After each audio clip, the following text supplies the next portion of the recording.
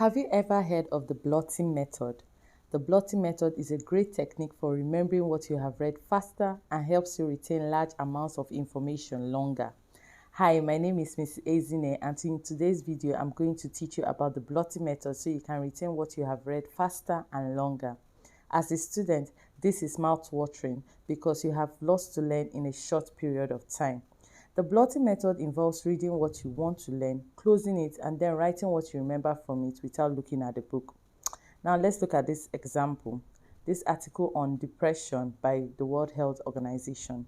I definitely cannot read and recall everything at once, so I'm going to read a section of the text, close my browser, and write down what I just learned. Then when I'm done, I will go back and look at what I missed, then fill in the gaps with another colored pen.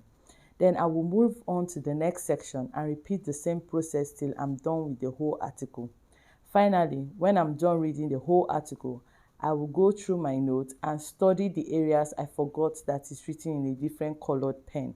I will close my book, get another sheet of paper, and try and recall the whole article or chapter from the beginning to the end without looking at the former notes. The act of trying to remember what you have just read is termed active recall. Studies have shown that getting your brain to actively recall something makes it harder to forget. Now, don't get scared if you don't remember everything at first. You can blot as many times as you want. Don't just copy directly from your textbook. Although it's a tedious process, since it involves writing and rewriting again, the process is totally worth it as it helps you remember large amounts of information to excel in school. So take out your pen today and try the blotting method. Don't forget to like, share, and subscribe to my channel. God bless you. Bye.